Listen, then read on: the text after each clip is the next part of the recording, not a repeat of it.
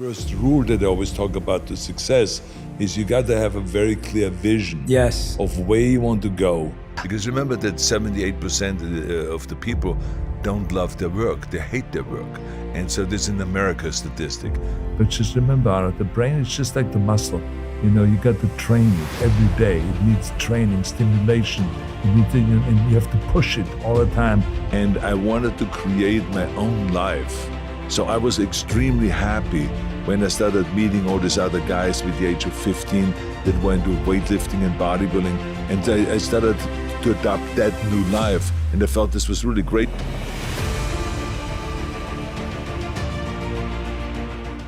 First rule that I always talk about to success is you got to have a very clear vision of where you want to go. Because if you don't have that, you're just floating around. And so, you know, I was very fortunate that I created that vision. I was very fortunate that there was not the side kind of things going on. We didn't have a phone in our house. We didn't have a television in our house. At that time, there were no iPhones, there were no iPads. There was no computer. There was just really, you had all the time in the world to think and to really just sit quietly and to just visualize.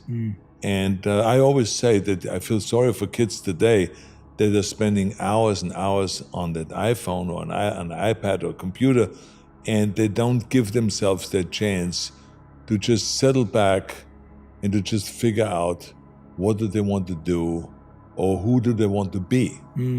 And so this is why I think that I made that kind of the rule number one is, you know, visualize. And I always compare it to that you can have the best airplane in the world with the most advanced pilot.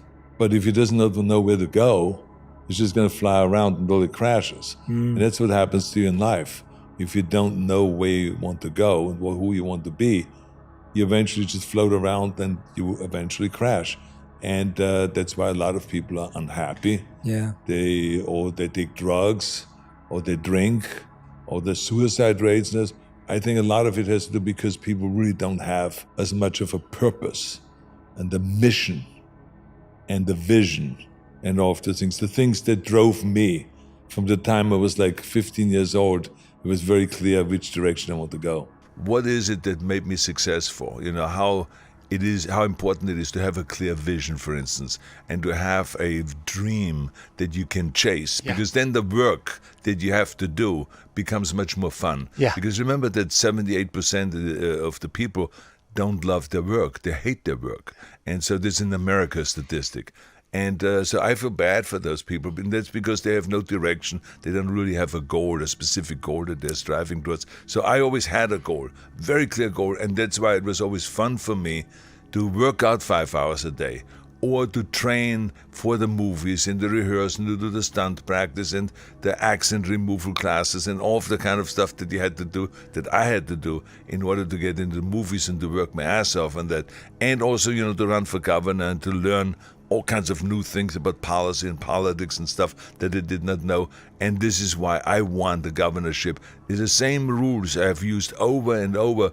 And so I wanted to kind of like put those rules together and those tools and put it in a book. And you know, I never really thought that I'm going to write a motivational book. It was just that people, after my speeches around the world, they said, why don't you do a book on this? This is such wonderful motivation that you give to the kids. Write a book. And so eventually they convinced me that.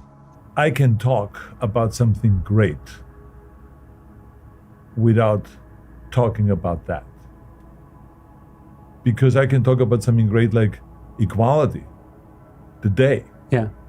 Let's forget it. Let's assume that you have a difficult time looking back. I don't, because I learned from that. But some people do. But then let's go and celebrate today equality. Let's celebrate tolerance. Let's celebrate understanding each other and not being prejudiced and being inclusive and not treating anyone different because of their race or their sexuality or, you know, female, male, whatever it is. It's just, as long as we kind of celebrate the idea every human being has the same value. I think this is something great to talk about. You know, to me, it's very upbeat to talk about that. And I remember my governorship was about that. I said to myself, and all of the things that we usually talk about now have the power to do something about it. So that was great. Yeah. I said to my team, I said, guys, maybe you think I have a little bit of hang up about all this stuff. I said, and about brain power. Don't just train your muscles, just train your brain. He says, when I grew up, my father always said, that we Jews, and that's when I realized he was a Jew.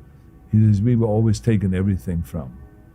He says, but the only thing that we learned was that they can't take from us is our brain power, our intelligence. He says, that's why we try to always educate ourselves and our kids. And that's what you should do too. Just remember, you should just run around with the book of Plato under your arm and read every day, even if it's just a page. But just remember, the brain is just like the muscle. You got to train it every day. It needs training, stimulation. It needs to, and you have to push it all the time. You have to be mentally in pain also, just like physically you go for the pain period, to break through this pain period, to grow and to get stronger. You get only stronger if you break through the pain barrier also mentally.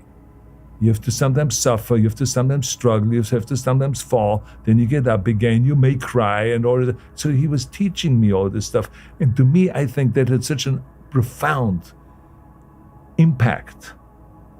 So my father's upbringing had a tremendous impact when he talked about be useful. Yeah. What do you do, Arnold, for people around you? You're just training, you're just pumping up your biceps and looking in the mirror, looking at yourself? Are you kidding me? You should get these biceps from chopping wood and carrying wood in there for the older people. There are a lot of older people that need help. And so he will always push me to be more useful and stuff. So those things that have a real profound impact. And that's why I think it's so important that we make our kids grow up with those lessons. First of all, you're absolutely right. I was trying to get away from everything. I just wanted to leave. And I wanted to create my own life. So I was extremely happy when I started meeting all these other guys with the age of 15 that went to weightlifting and bodybuilding. And I started to adopt that new life. And I felt this was really great because my parents were not into that. So this was my own. I felt like I had just started my own thing that was not my parents' idea. It was not something that my father said I should do or my mother said I should do and all that stuff. So I felt really proud of myself and I felt great. And I had kind of a new life, I felt, and it motivated me. And then when I went to America and I became very successful in bodybuilding and then in show business and everything, when I look back at that now, I said to myself, I'm so glad that I had this kind of upbringing because it's the very thing that drove me, that gave me the fire and the belly, that created all these visions and that willpower and all those things. So I speak very fondly of my father always because he did his best that he could. He probably was beaten when he grew up, so that was kind of the tradition then. And not today anymore. Austria is a totally different place, politically speaking, economically speaking, and socially speaking, in every way. It has much more Americanized. And so, now when I go back there, I see a totally different Austria than when I grew up. But, sometimes those obstacles, I know that there's a lot of kids or a lot of grown-ups that run around and they say, well, this is my parents' fault. They did this to me and this is why I have this hang-up and all this. I think this is a bunch of crap because the bottom line is, I think all of this stuff, when we grow up, we develop our own brain and our own mind, and then we can go in any direction that we want to go. We don't have to kind of suffer through this leftovers. I mean, to me, I love my mother, I love my dad, and I speak fondly of them, and I appreciate what they did for me, and I always credit them for having helped me and not making me feel like I'm a self-made man, but they made me, and the rest of the people that helped me made me, and not myself.